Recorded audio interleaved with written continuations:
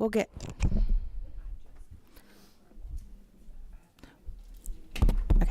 get started in just a minute. If you want to sign up to speak to any of the bills today, there's a sign-up sheet on the front table.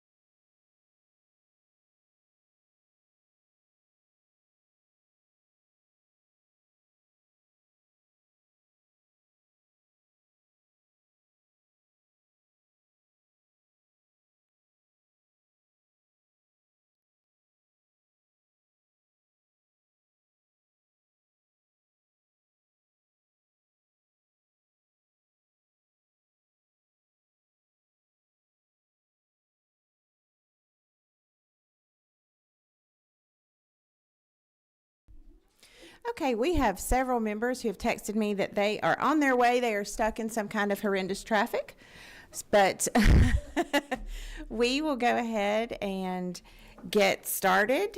So I'm going to go ahead and call this a meeting of the Curriculum Subcommittee to order. Vice Chairman Rice, would you open us up in prayer? What number are you? 16? Okay. Thank you. Dear Heavenly Father, I thank you for this day. I thank you for each person gathered here. I pray that you would give us clear minds and hearts that serve you and do what we're called to do, and protecting and providing good education for our children. And I thank you for each person here, and bless the work that we do today. In your name I pray. Amen. Thank you so much. In the interest of time, I think we're going to change the order just a little bit. So I'm going to call up Chairman Irwin to present his resolution. And Chairman, when you get situated up there, if you will tell us your LC number, so we make sure we are all on the same page. Thank you, Madam Chairwoman. Let's look at the top right there at LC 492231S. Good to go. Good to go.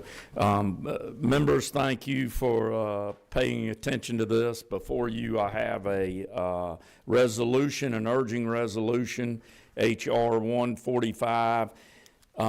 It is, as you can tell, a less than two-page urging resolution. Let me tell you a story. Even having been an educator, being a young parent, took my own child to school and had the child in school at 6 years old. And the teacher recognized very quickly herself she needed to sit my son very close to the board so he could see the board. At that time, they were chalkboards, but to see the board, and she mentioned to me at the time that you need to get your son's eyesight screened. Well, I didn't pay attention to it for a few months as a young parent like I should have, and went in for my own eye exam. And I sat my 6-year-old son in my lap and I asked him to read the top letter. He had learned his letters in school on the eye chart in front of me. And he laughed, and I said, which is the lowest row you can read? Which, you know, your doctor trains you to try to do that. And he said he could not, and I asked him to read the top letter, which I believe we all know was an E. And I knew he knew the letter E. He couldn't see it sitting in my lap. Doctor came in, and I said, Doc, I need you to do an eye exam on this young man. And the doctor said, well, my schedule's full. And I said, well, his name's Chris Irwin, and Chris Irwin has an appointment. He's going to get the appointment today. And we did, and we recognized very quickly that my son was 21,000 vision at that time, which is legally blind in this state.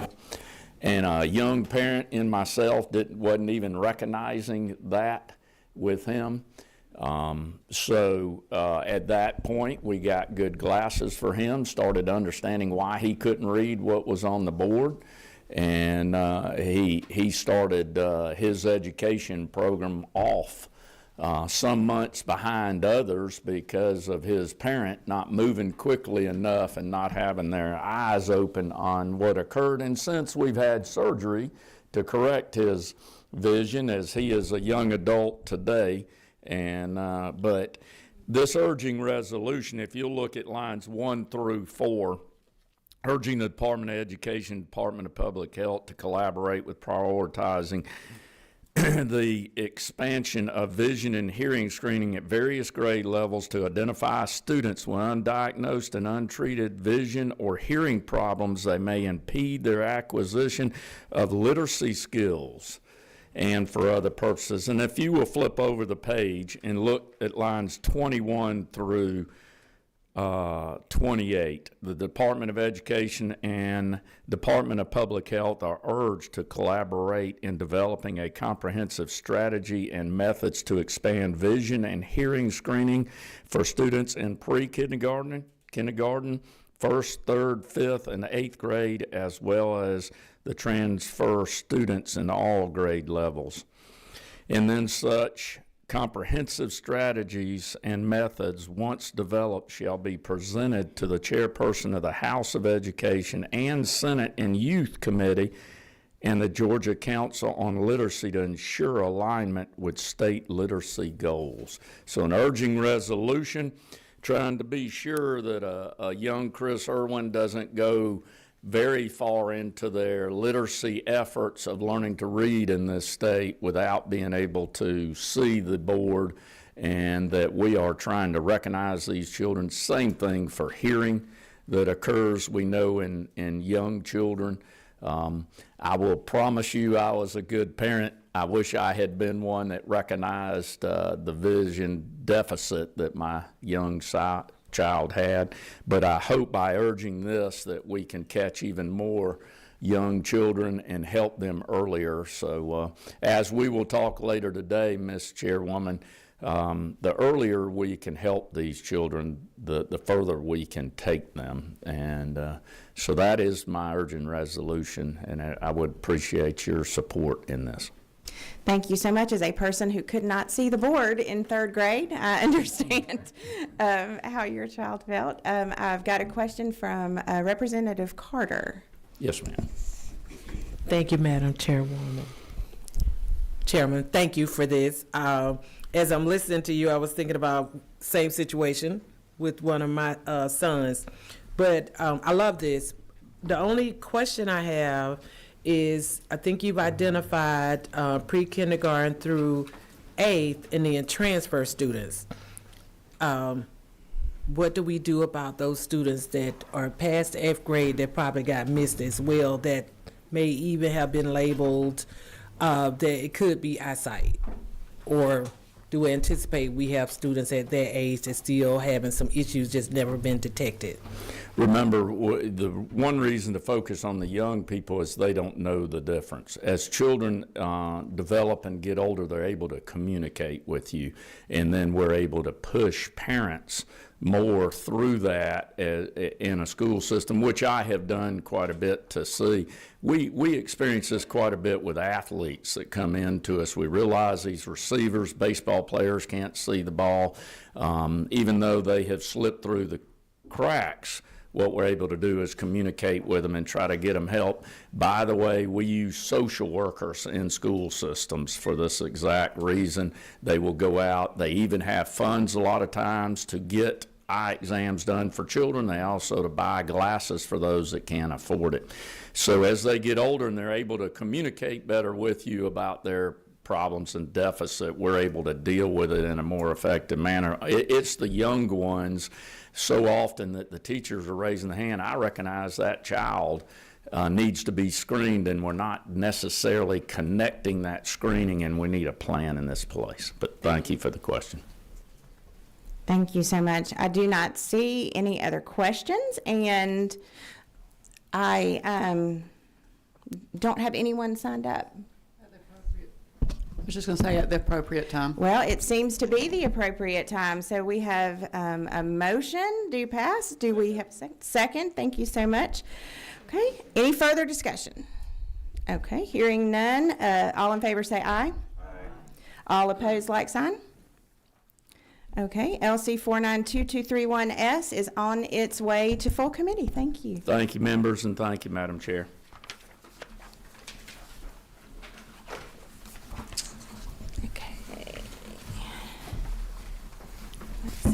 We are going next to go to House Bill 200, which is Representative Bazemore. And we heard this bill last year as a hearing only. And so this year we've called it back. And the floor is yours, Representative Bazemore. Good morning, and thank you, Madam Chair. I appreciate you and the committee. My paperwork is sliding on this thing here, this laptop. So I will be speaking from, as was said, House Bill 200, LC number LC 492101. And as it was already stated by Chairwoman, this was before you, those of you that were here, it was before you last year, and I brought it back again. I thought it was very important that we give all of our young people the opportunity to experience this program. So, to amend Chapter 2 of Title 20 of the Official Code of Georgia, annotated, relating to elementary and secondary education, so as to provide for the State Board of Education to establish a 3-year pilot immersive writing program for eligible public elementary schools, to provide for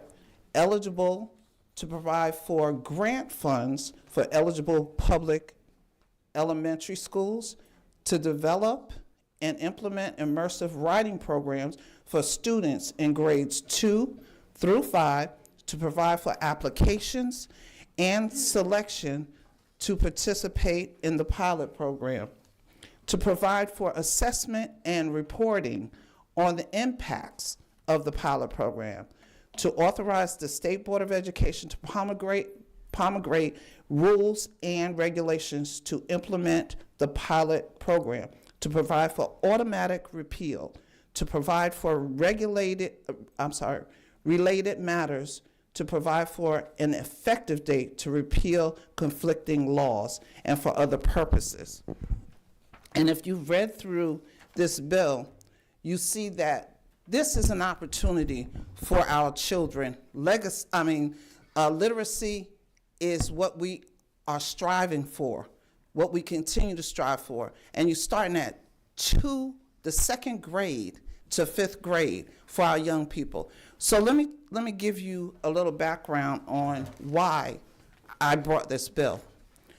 I was at Trilith Studios at a conference, and I heard Mr. Stan Tucker do a presentation on how he has assisted 100 students, 100 young people, write books and get them illustrated. And then they are in Amazon. And so he had a book, we built a relationship. He had a book, did not have an illustrator. My granddaughter illustrated this entire book. A different kind of hero. She did all of the illustration. The young lady that wrote the book, she was 11 years old.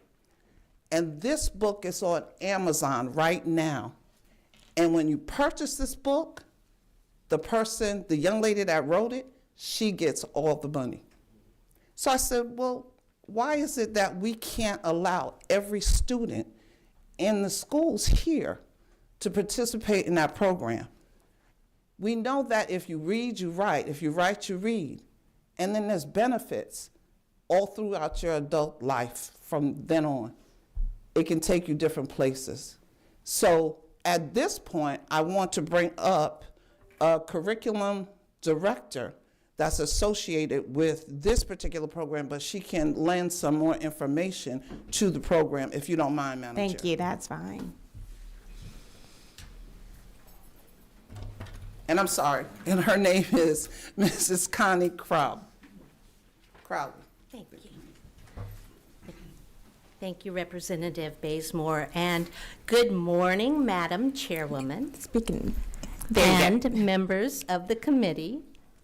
My name is Connie Crawley. I'm a retired Georgia teacher, a literacy advocate, a children's author, and the developer of the Share Your Story program. I'm honored to be here today in support of House Bill 200, which will provide Georgia's elementary schools with access to quality immersive writing programs.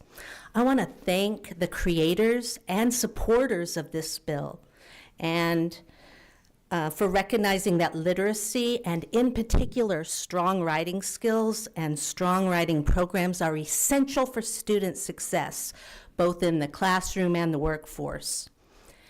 As you may know, writing is one of the most underdeveloped and yet essential skills in education today. Strong writers become better communicators, problem solvers, and leaders. But many students struggle with writing because of a lack of relevant and engaging writing opportunities. A strong, immersive writing program can change that by encouraging creativity and making writing both fun and accessible, turning writing into something that children want to do, not just something that they have to do. And all of this can be done in a way that fits seamlessly into what teachers are already doing, an existing curriculum, and it's aligned with Georgia educational standards.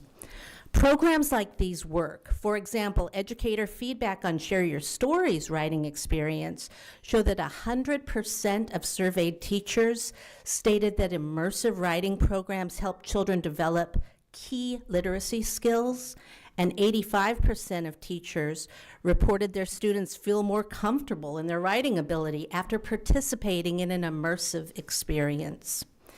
Investing in literacy, specifically quality immersive writing programs, is a smart economic decision. No matter their career path, doctor, mechanic, engineer, teacher, students will need strong writing and communication skills. Improving literacy strengthens Georgia's future workforce and economy. Georgia has the opportunity to implement proven, research-based writing programs that align with the goals of House Bill 200. Programs like Share Your Story, which is a Georgia-based minority-owned initiative, have been successfully implemented into classrooms, giving children the chance to brainstorm, draft, write, revise, and then publish their own books. In fact, Share Your Story has now published over 200 student books. We've brought some here for you today, for you to take to the favorite children in your lives. These are all written by young Georgia authors. And we wanted you to have a chance to look through them, as well as the Share Your Story packets for children, as one of the examples of an immersive writing experience. With the passage of House Bill 200, Georgia schools will have the opportunity and the resources to implement immersive writing programs that meet their student needs. I urge you to support this investment in literacy, workforce readiness, and student success. Thank you for your time and your dedication to Georgia's students. Thank you so much. Representative Lupton, are you number 8? Thank you, Madam Chairwoman. Thank you so much for bringing this bill. I had no idea that this sort of program existed in Georgia. I'm so thrilled to see this happening. What is the definition of immersive writing experience? I don't think I understand that quite. An immersive writing experience is more than just a sit down, let's write a paragraph on what your favorite animal is, but rather a whole program that develops step by step, day by day, and takes an idea through to fruition. Oh, okay. Follow up, Madam Chair? Absolutely. This bill says that you don't necessarily have to use Share Your Stories program, but some sort of immersive writing like Share Your Story. Is that what I'm hearing? That's correct. It'll be up to the State Department of Education. Okay, great. Thank you. Representative Rice. Oh, it wasn't. Oh, Representative Don Tucci. Sorry. My number's down. So how does this interact with what's taking place already? It actually enhances what's going on right now. I think if you look on page 2, the part 2 on number 21, line 21, where it says, provide funding for all public school students in grades 2 through 5 to participate in programs that provide for immersive writing experiences that are aligned with writing standards established by the State Board of Education and can integrate it into existing curricula. I have one more question. Okay. As an example, teachers, for example, kindergarten, first and third grade teachers, the grades I taught, they're working hard on teaching their students to write. They've got standards that they check off as they go through and then go back and recover them, and they have a plan. However, sometimes they're following a plan so closely, or they're have a lack of engaging, creative outlets for the students in writing. So how can we develop a program that will be immersive in that it will be an 8-step program that takes the students through the entire process, and yet is flexible enough so that classroom teacher can say, you know what, I really need to work on character development. Let's move to the part of the program that really looks at how a strong character is developed and the challenge that a character must overcome. And let's look, another standard in Georgia, of course, is revising work. So let's take some time and as a way of working on that writing standard of revising work, students, let's go through and begin to revise what you've written in your story. And so we're going to revise that way, real world, immersive work. And so the program and others like it take the students through a process that brings all those standards and those components of the writing process, gives them life, because it's something that they've been attached to, that is important to them. And yet it doesn't fall outside of what the teacher is already teaching, rather it supports it. Thank you. Representative Adena. Thank you, Madam Chair. Representative Bazemore, thank you for bringing this bill forward. One of the comments I'd like to make before the question is for me, I think this is very important for our kids, catching them at an early age, writing. Because I know I have 3 kids, when they were preparing for college, they had to write essays. And it was a painful process for me. Because I wish I started writing early too. But getting kids early is very critical. But I think my question is around the funding. Right now, we are saying a grant will fund it. What would it take? Because I'd like my schools in Gwinnett to take on a program like this, and I know my Gwinnett folks are out there listening. So, what would it take to fund the program? So right now, I'm asking for up to $2 million to be put in the budget, and this is optional. It's not, they don't have to take advantage of it, but hopefully more and more schools will. So they have to actually fill out a request, and then it's looked at by the state board, and then that's when the process moves forward. So if you see, where is it here? It's on page 2, Okay, I've line seen it. 28. Yeah. So you can see there, subject to appropriations by the General Assembly, the pilot program shall include funding for up to $2 million in grants each school year for up to 3 years, beginning with 2026 to 2027. And the reason why I wanted to do it that way is because if no one chooses to use it, then we don't need to waste the money. Just put the money in the budget. The money doesn't have to stay there. But hopefully, and I'm anticipating that we will have schools that will apply and that will use it because we need it for our young people.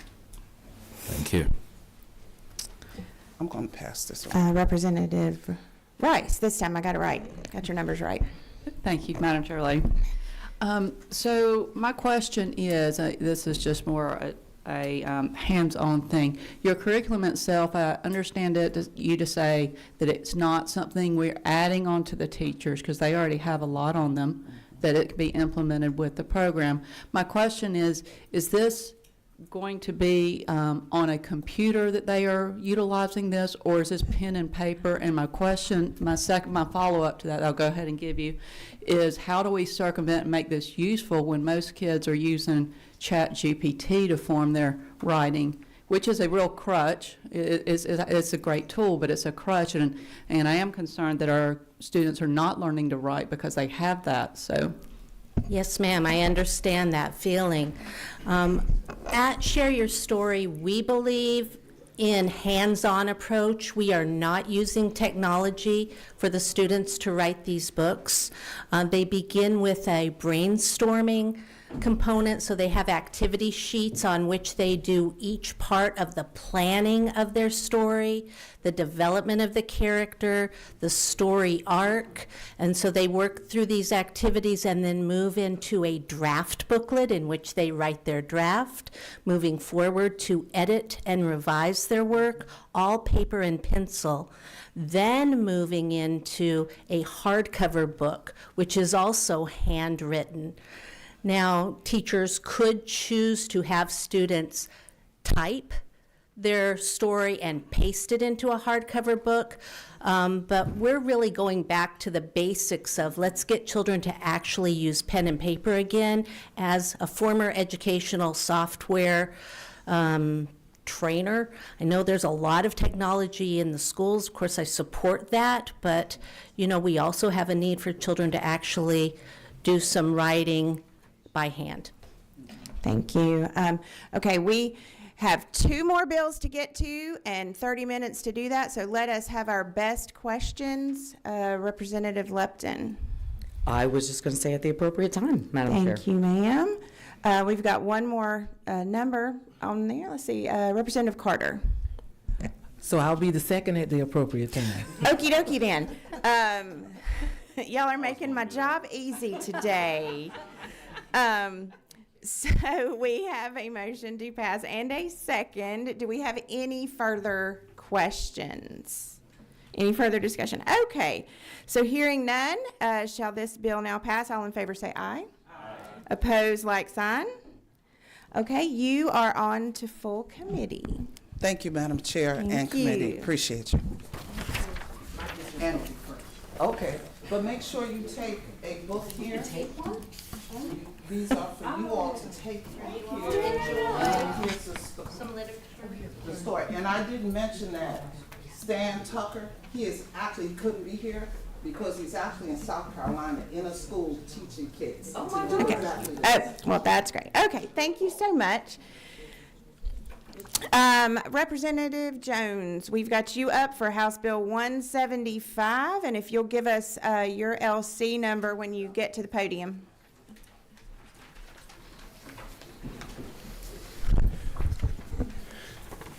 Thank you so much, Madam Chairwoman and committee. I'm here to present to you House Bill 175, LC 492064.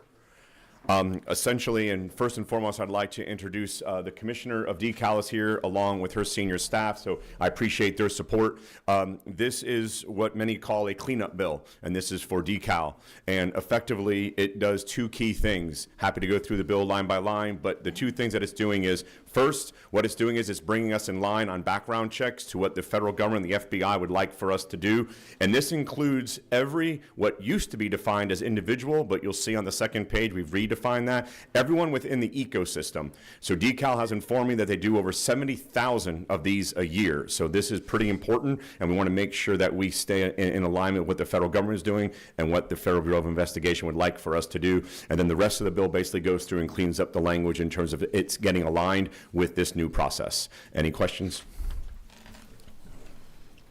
I don't see any questions. I think it's very important that we do what we can do to keep our youngest little ones safe. So was that Chairman Irwin? First of all, Representative or Chairman, thank you for bringing this bill, and thank you for the collaboration with DECAL on this bill and making sure that we stay in compliance, and then at the appropriate time. Madam Chair, I'd like to recommend do pass. Okay, we've got a motion. Do I hear a second? Okay, thank you. Any further discussion? Okay, all in favor say aye. Opposed, like sign. Okay, you are on to full committee. Thank you so much. Thank you.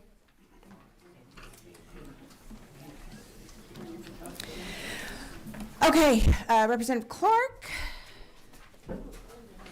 We've got, next up, House Bill 133.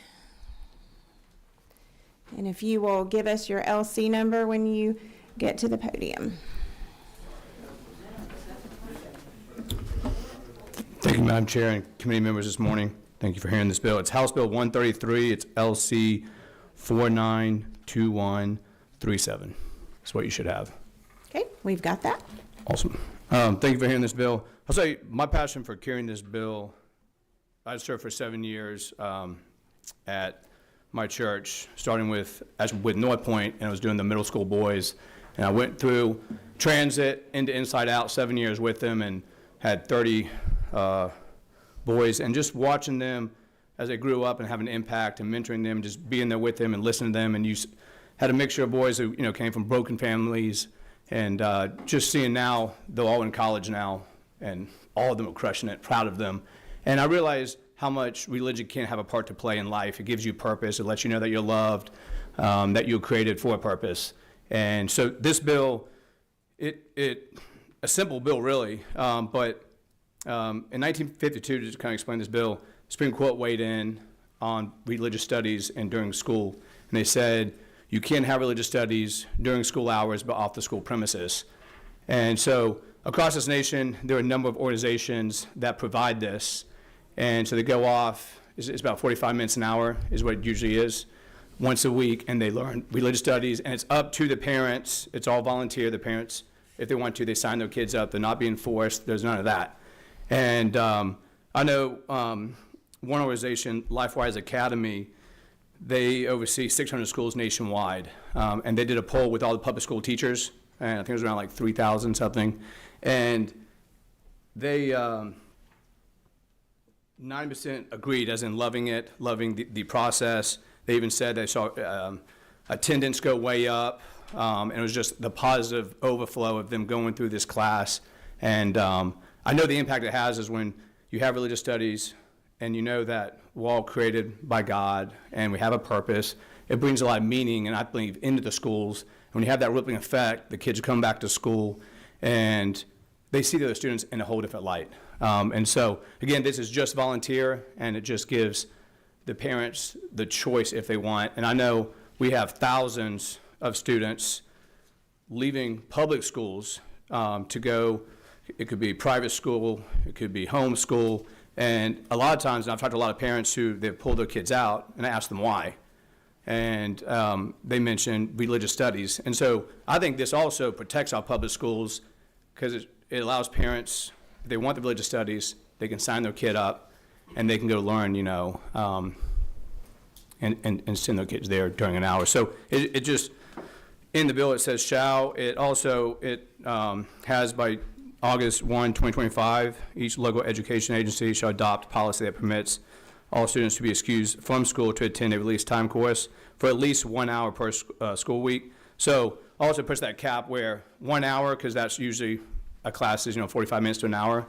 And at least with LifeWise, I've talked with them, they do that about 45 minutes, and then the kids are back in school going along with their day.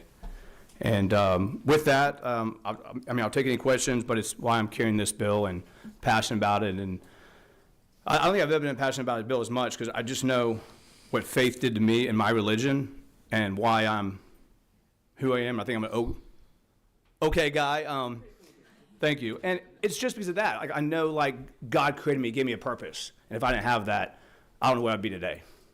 And so I know that what this would do, and we won't even see if this bill passed, but just the rippling effect it has in communities and in kids. And I know with Appalachian High School, I was thinking, like, if you give me 10 minutes, sorry.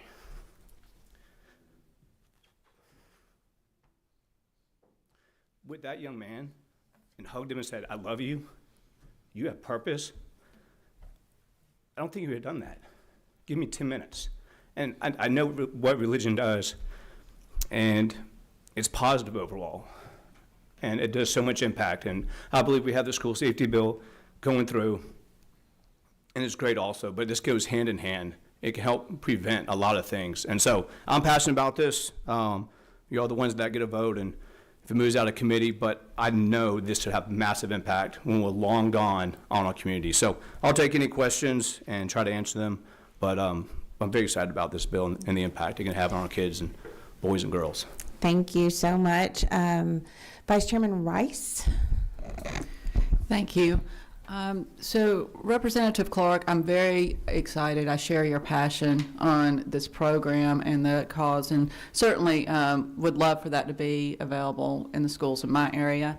My question for you is, there's currently school districts that have this active right now, correct? A number throughout Georgia, a few inside the city of Atlanta, that a few churches that partner with, and they're doing that, and then a number of schools throughout Georgia. I think that's great. Like I said, I hope my area does that as well.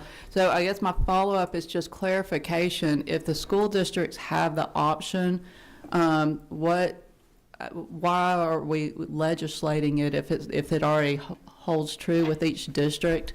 What are we gaining by doing that? So what this does is it's the shall, so it gives the parents the control if they want to sign their kids up, because there are a number of schools and they're signing up left and right overall, but then there is some pushback also, and I understand it. There's a lot going on with our teachers and our superintendents, and some are like, having to squeeze that 45 minutes in. And so this just says shall, and it gives the parents the control. And again, we're losing a lot in public school. I mean, it's a fact of those who are leaving. And I think this is going to keep them there, because now they go, you know what, I'm getting what I want. I'm getting the religious studies. And so this just gives the shall, gives the control over the parents. Again, they can volunteer and talk to their kid. If they want to do it, they can do it. If not, no big deal. But it's just, because we have a lot of parents who have signed up, who are wanting religious studies. I mean, hundreds. From just one organization going, hey, will y'all come do this? But then it's no, we just don't have time for this. And so that's why I'm carrying this. It just gives it to the parents and lets them do that. I mean, I know I would love to have that for my kids, to be able to let them have that 45 minutes to help them be good good citizens and good people in school. Thank you. Representative Carter. Thank you. Good morning, and Good thank morning. you. I love the idea. I'm real big on Christian education. I have a master's in theology. But my concern, because there's no limit on what religious organization and moral instructions will be open to school districts, right? So what safeguards would the administration have in their local schools to determine which one we let in and which one we don't? Well, this doesn't pick a religion. I mean, No, I know. Yeah. I mean, who would allow? I mean, America's built on freedom of religion to practice and follow whatever religion you want. I mean, this has legislation been passed in the majority of states in the United States, and I mean, I haven't seen anything negative. I mean, it's been positive, and if parents want to, I know with one organization, LifeWise, there's a number of others. There's one here in Atlanta, I forget the name, but and a lot of times it's churches will step up and they'll partner and all that. Mine's been Blake. Sorry. What was your? Did you mention? I'm sorry. Sorry to go off. Wait, I stumped you? Yeah, you stumped me. No, my concern was more about some safeguards. I mean, I love this. I would, if my kids were still in school, we'd be involved in something like this. But it's because we're using the term religious, right? And it could mean different things to different people. That's what I'm just saying. Like, I know we're not dictating who and what, but if we codify this into law, then we have the administrators or the superintendents in a situation where we may not think this is the best thing for our school. Yep. So I want know it to happen. yeah, I just want to know yeah. if we need to put some safeguards. I just know from the states that passed it, and from that, there's like 3,000 public school, to the teachers, and there's 90%, loving it. And so I know with like LifeWise Academy, and again, this is open for any, but they, it needs to be 50 kids who sign up. Because also, there's no funding from the public schools. This is all privately funded. And so, I mean, it has to make sense also. So it means community actually comes together a lot of times, and they come in and go, hey, let's be a part of this program. So now it's parents and community investing, A lot of times they might hold it at a community center nearby, or across the street, it might be a church, and they say, hey, can we use your doors for a little bit? So it's a lot of partnering, too, in the community, at least with LifeWise. And so the community is actually working with them. I know with one of my colleagues, his wife actually helps with LifeWise, and they partner, I think it's over in Bartow, if I'm saying it right, and they've gone from 50 kids to over 100 plus in this one school. And so, I mean, positive, feedback's coming out of these schools. And again, I mean, freedom of religion, if another organization and those kids who are learning another religion, hey, it's America, and it's great for us, and it's great for our kids to get out there and learn about the religion and to have a faith. Thank you. Thank you. Representative Howard. Yes, thank you, Representative Clark, for this bill. I think you just answered one of my questions about the funding pieces. There's no funding from the public schools or from the state. Everybody's doing Zero. that. It's all privately funded. And just probably a comment is that there's several of these going on in the Augusta area in my district. But one of the things this bill probably does is give superintendents and principals a level of comfort that they're not violating any laws. So now it's permissible to do this. 'Cause I think that a couple of them, I know they're a little nervous about getting involved in religion. But I think this bill, when I asked the question, would this give them a level of comfort where they're not violating some religious laws across the country? Exactly. Yeah. Great point. Yeah. I mean, I didn't even know until just recently, and I love history. I somehow missed that. I'm like, wait, 1952? I mean, this is great. Like, kids still have this chance. It's privately funded, but they have a chance, and it's on the parents and them talking to their kids. Yeah. So I love that. Thank you for that question. Representative Dana. Thank you, Madam Chair. Thanks, Rep. Clark. I know we've talked about this bill a couple of times, and as a kid growing up, I had religious studies growing up, so I know how it impacted my life. But in the whole conversation, one of the things that we discussed, you're open and amenable to any changes that we might recommend. And I have a few questions, but I probably still need to consult with my school system. But in terms of, would you be open to, because one of the concerns is we want to make sure that our kids have valuable instruction time for the graduation requirements. So will you be amenable to having a cap in terms of the number of hours to be able to meet those requirements? A cap on how many hours they're Yes. going to religious studies? Correct. Well, I know in here it's at least 1 hour, and I know from all the organizations I've talked to, it's 45 minutes to an hour. It's not, and they can limit it at an hour. So it's just an hour because it makes sense. I mean, Yeah. classes usually like 45 minutes, so it caps at that. And if there was somebody who wanted to extend that, I mean, that's on the principal, superintendent, all that to discuss. But I haven't talked to any organization that does more than 45 minutes to an hour tops. The kids are back in school. All right, I'll look into that. But Yep. the other option would be, I know it's during school time. Would it be something that would, just in terms of administratively, maybe like early in the morning, maybe, the kids go there first or after school? Because I know my daughter was doing a medical assistant certification, and she would go off site, and she would go off and she'll pretty much, it would be the latter part of school, and then she comes home late in the afternoon. Were we amenable to doing something later in the day or I think- after school hours? And great question. I would say when you do that, I mean, you see how many kids they have ball practice later on these teams. I mean, so then it's the parents bring them early, say they're riding the bus, right? Yeah. I mean, a lot of parents are all working, both of them working. I mean, that's just the norm.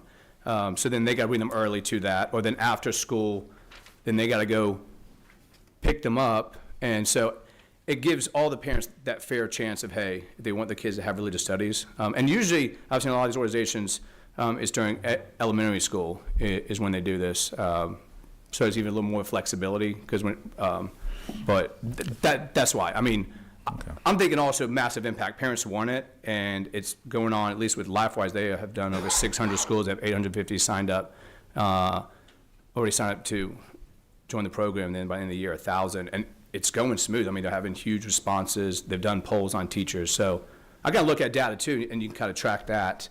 And then talking to other organizations, and even the one here in Atlanta, and it's been real positive. So, but yeah, thank you. And I'll continue talking to anyone, and we can discuss things. I'm just excited about the impact it has when I'm long gone, and what it does for our young men and women. Thank you. Turn my mic back on. Thank you so much. Representative Chokas. Madam Chair, I'd like to move that House Bill 133 move forward to the committee. Okay, To all thank you. committee. We have a motion to pass. Second? Y'all are so good. Any further discussion on this? Hearing none, shall this bill now pass? All in favor say aye. Aye. Opposed, like sign.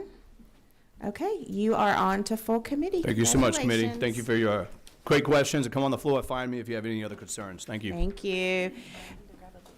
And if y'all want to grab a book on your way out, and we are adjourned. Thank you. Stick around for policy.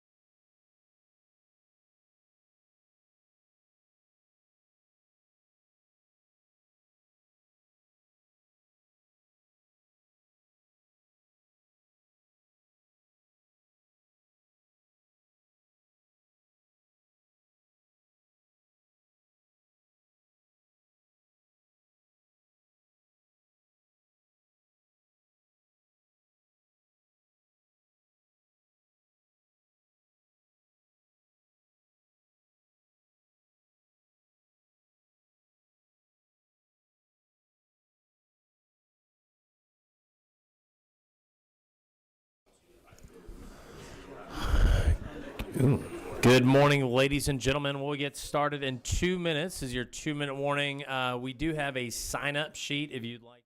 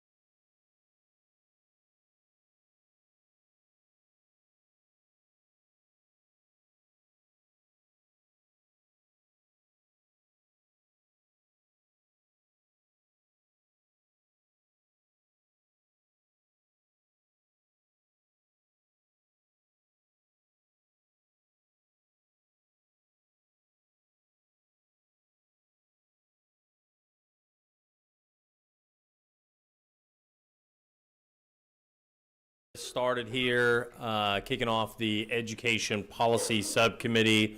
I will ask Representative Rice if you would open us up in a word of prayer, please. Dear Lord, thank you for this day. Please bless our words that we say and our actions today, and give us wisdom. In your name I pray. Amen. All right, we're going to go super quick. We do this in every education meeting. Any teachers or students, wave your hands. There you go, baby. All right. Love it. With that, let's go to Representative Townsend, 235. I've got LC 394609S. Correct, Mr. Chair. Thank you. And committee, thank you very much for hearing this bill. Basically, it's a part of a cleanup bill. A few years ago, they passed a bill allowing state employees to donate an organ and get paid time leave off. And for some reason, accidentally, the educators and teachers were left out of that equation, even though they're considered state employees. And these are the ones that actually signed the contract and the oath to be a state employee that are covered in this bill. And so basically, it allows these educators 30 days time paid leave to donate an organ. I myself am a kidney donor myself, and I was proud of that, donated that to my daughter. And so this bill's near and dear to my heart. Also allows 7 days for a bone marrow transplant.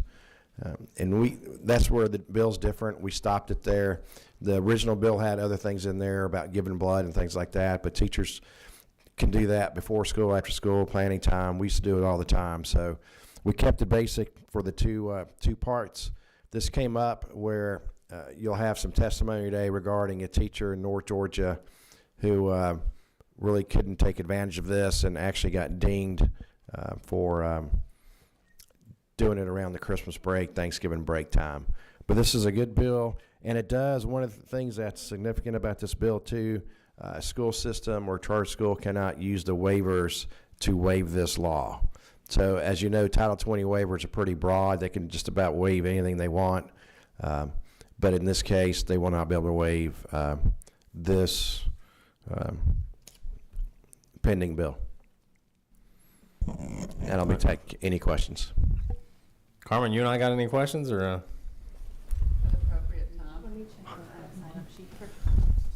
All right. I just have one quick. I mean, so lines. It seems like we have some definitions. I'm guessing we have definitions of organ and school employee.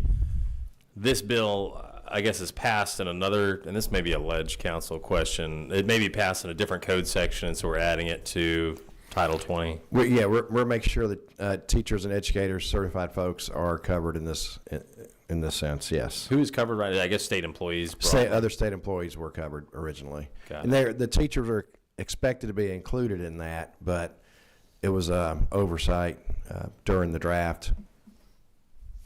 And then the attorney for the school system that most people use actually caught that glitch. Perfect. Good to know. We have a motion, but we've got one person signed up to speak to the bill. Are you in favor of it? Yes. Were you part of the ones that was impacted, or do you have a? We were just going to read the testimony of the impact. We have yeah. Educator. She's in the classroom, so she can't join today, but she just sent a very brief narrative, 60 seconds or less. Please come up. Yeah. I'd rather her in the class. That's awesome. This is the best of both worlds. We got her statement, and she's in the classroom. So. Thank you. I'm Robert Aycock from Page, and like I said, I'll just briefly read the statement from the affected educator. Hello, representatives. I'm writing this letter on behalf of those awaiting organ transplants and educators who wish to be a living organ donor. I ask that you consider my testimony to expand organ donation to school employees with HB 235. One early morning, I received a phone call from my daughter's physician to admit her to the nearest emergency room where she was diagnosed with kidney failure. After initial treatments failed, I was also informed that my daughter will require dialysis 3 days a week for the rest of her life or until she can receive a new kidney. I was determined to start the process of being a living donor, and thankfully I was a perfect match. I requested 21 days of leave to allow for the suggested recovery period. However, my accumulated sick leave ran out, and the remaining 12 days were considered leave without pay. As such, for 7 consecutive months, my monthly paycheck was deducted to pay for this leave, and that totaled almost $5,000, which was a significant amount of money when you have to pay medical bills. Additionally, I was forced to delay my retirement after 31 years of education for another month. I've been granted a true blessing to have my daughter still here with me, healthy and enjoying every day. My hope is that you consider the issues I faced during my recovery so that future educators wishing to be living organ donors do not face the same ones. Please express my gratitude to Representative Townsend, and my hope that the committee considers this and supports the bill. So that's what Paige also obviously supports the bill, and the committee sub happy to answer any questions. But if not, happy to let you guys get going. That's perfect. I'll tell you, Representative Townsend, my only suggestion for you would be you got it currently cited as a Georgia Supporting Living Donor. Maybe throw in the daughter's name there. I think that'd be kind of special into the. Happy to hear. Yeah, something to think about. Absolutely. Yeah, awesome. Yeah, and if you notice one thing, we did not name the teacher or the system it's at. We want to make sure there's no ill will, if you know what I mean. Very smart, very smart. Well, with that, I do think we have a motion to do pass. Do I hear a second? Second. I have a second. Any discussion on the motion? Seeing none, what's the will of the committee? All in favor of passage of House Bill 235, say aye. Aye. Any opposed, say nay. You're on to full. Thank you. Yes, sir. Chairman Corbett.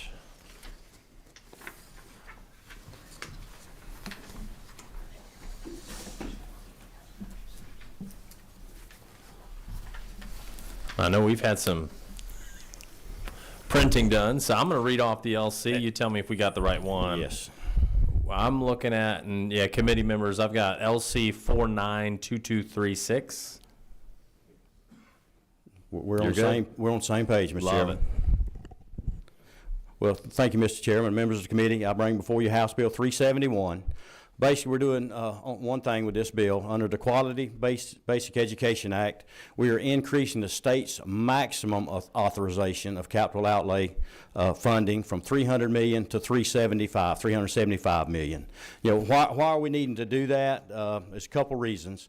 You know, an increase in the funding is needed for two primary reasons. During the 2024 legislative session, pre-K, FTE was added to the capital outlay formula.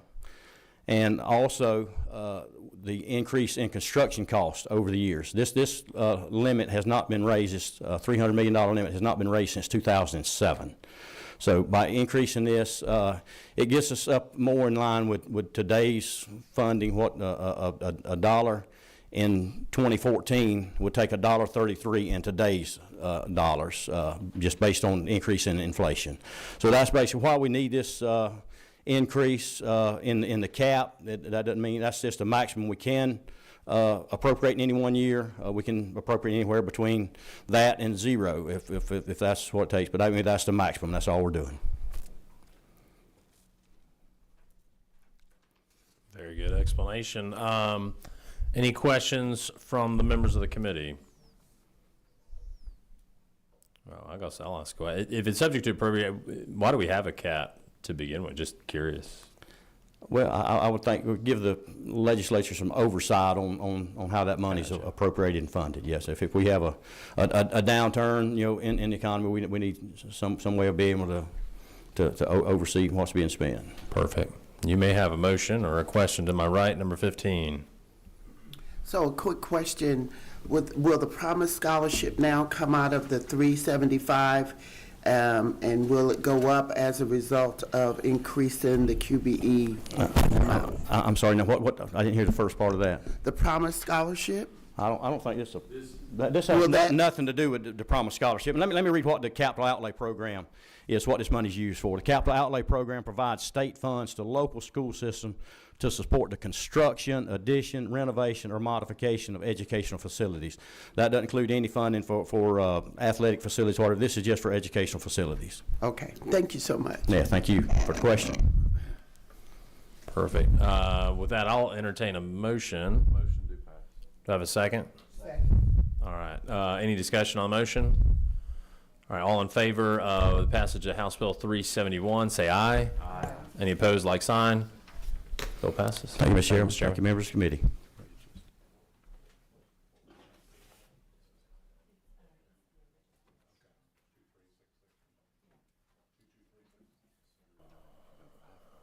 All right.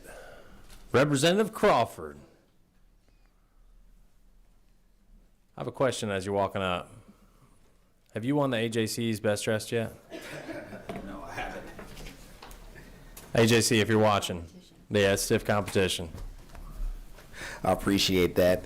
Good morning, Mr. Chairman, and good morning to members of the committee. I'm bringing to you House Bill 335, and I'm reading from LC 492115. All right, thank you. Some of you may recall that this bill and this legislation was before you last session, and what this bill would do is provide mental health information to student athletes by taking information from the Department of Behavioral Health website, posting it on the Georgia High School Association's website for easier consumption, and it would require coaches to undergo training on mental health videos, mental health information, so that they can be better equipped to protect our student athletes. Again, this is the same bill that passed out of committee last year, 1104, so 335 is the new 1104. And I will stand for any questions. Is this the exact same bill? Exact same bill. It passed unanimously? It passed unanimously. As you may recall, in using a sports analogy, after it passed the House, it gained a little weight when it went to the Senate. So here we are again. We don't know anything about gaining weight here. All right. I think I saw number 15 to my right. Representative Glaze. Thank you so much, Representative, for bringing this bill back to us. Again, I am supportive of all that we do for the mental health of our students, particularly our students who are athletes. So thank you again for bringing the bill. I want to support it again this time. Thank you very much, Representative. Perfect. Representative Rice. Yeah, it's actually me. My I'm sorry. microphone's not working. Oh, okay. So, now, Representative Crawford, I want to say thank you for this bill. I liked it last year. I like it again this year. I think it would help out tremendously and at the appropriate time. Thank you, Representative. I'd just like to hear the author's thoughts on mental health and cell phone usage. That's a personal question. All right, with that, it is appropriate time. Representative Townsend, you've made a motion. Do we have a second? Second. All right, any discussion on the motion? Seeing none, all in favor of 335, say aye. Aye. Any opposed, like sign? Bill passes. Thank you very much, committee. All right, Representative Cox is on his way, so we're going to stand at ease for 2 minutes. Talks amongst yourselves.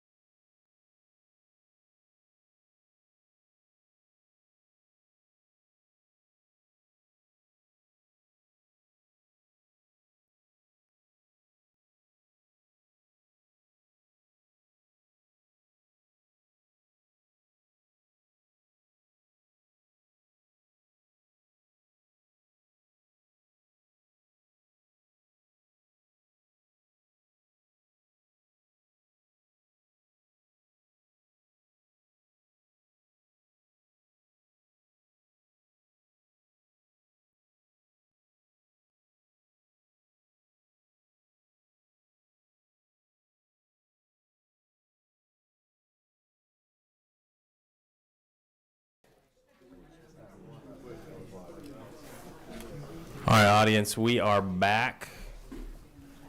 Representative Cox, it's nice of you to join us. Oh, I'm glad to be here. Thank you. We went ahead and voted the bill down, but we'll hear it again. That'd be great. Yeah. Thank you so much. Okay, so let me get... Take your time. Take your time. You're getting settled. Okay, so this bill is in reference to... Can you read the LC real quick? I can, Yeah, momentarily. Sorry, I was over on the rules. Well, rules trumps education, I guess. Sometimes it does. Plus, it's Boy Scout Day today, Charter School Day. Always something special at the Capitol.